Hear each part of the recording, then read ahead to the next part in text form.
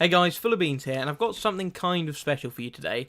I'm going to be showing you today how to get a swarm in less than 5 kills, well, in 5 kills, essentially.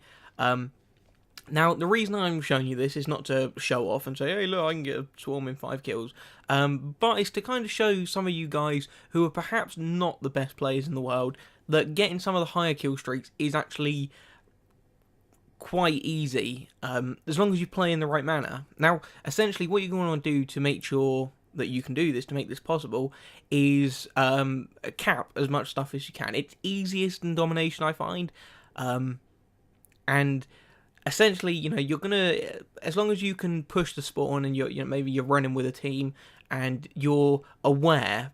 Being aware is quite a big part of it. You want to know not only where the enemy are on the radar, but you want to make note of your teammates. If your teammates are all around you by an enemy flag, chances are the spawn is already flipped, even if you don't have a radar up. And that's a good way to wait and see if it's an opportunity to cap the flag. And getting these flags is the quickest way. As far as, not the quickest, it's the easiest and the safest. I can get a swarm doing the whole, getting about 17, 15 kills, but it makes you not play as well. If you have to sweat it out and get 14 or 15 kills to get your swarm, chances are you're not going to be topping the leaderboard. Your team's probably not going to be doing that well because you're essentially a man down, and it's just an awkward way to play. So if you notice there, I was hanging off the flag until I saw that one of my teammates was coming close by. It's kind of essential because you've got double the protection on the flag. Chances are he's going to get killed, 50% chance of him getting killed over you. It's a bit mean, but, it's just the way it is. And also, it caps faster. So if you can cap them with teammates, that's the best thing. And the way you're going to want to navigate the map is also important. If you're doing it this way, if you're... I'm playing on a US connection here, so I am fucking lagging everywhere. But, if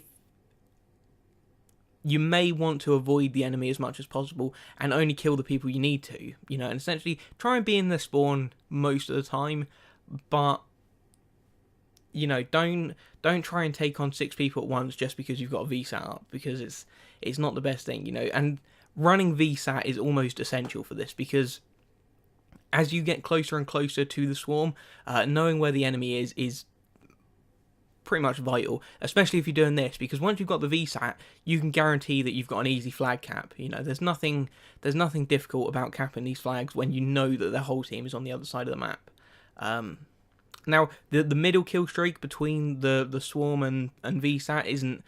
that's up to you. That's whatever you want to run. I like to run something that keeps me in the game so I can make sure that I stay alive. But it's down to you. If you want to run Lodestar, you can. And there's the swarm. And just at the end here, you're going to see the scoreboard at this point in the game. I don't actually flick it up because I'm playing, but there it is. I went into theatre, and that's the scoreboard. That is where I was. 5 kills, 0 deaths, 6 captures, and 2 defends. And that's got to be one of the easiest ways to get a swarm. There was no effort in that. There was no camping. There was no sitting about. I was just running around the map, doing my thing. On a shitty connection, look at the people I'm playing with. If you're familiar with any of them, they're all American. And yeah, that's the easiest way to do it. And I don't necessarily recommend it because it can be detrimental to your teammates because it can push the spawn on them. But if you're playing with people who can look after themselves, if they're pretty much with you the whole time anyway, it's not really an issue. And you can be the guy getting swarm in the lobby. It's easier than you might think. I didn't run swarm until my 10th prestige, actually. The final prestige was when I actually unlocked swarm for the first time and put it on, because I didn't think I'd ever be able to get 1700 points in a row. I didn't think that was a possibility until I realised... if you're smart about, try not to die as soon as you get on the first B flag, because it can be incredibly valuable, especially if you get those capture kills. Say you run B straight off the bat, chances are most of the enemy team is going to be heading towards B as well. If you're good, good enough, you can get 2 capture kills, that's 400 points, plus the actual capture, that's 600, you're halfway to your VSAT in the opening move. It's easy. And playing things like that, if you're on hijacked and you're pushing the spawn, try and push the spawn on the enemy flag, because even if you only get 1 kill on that, you're going to get a capture kill, and that counts for 2 kills. It's playing smart in acquiring these points. Thinking about everything that you do. But the most important things you want to take from this is essentially to be aware of your teammates. Understand the spawns, push the objective as much as possible.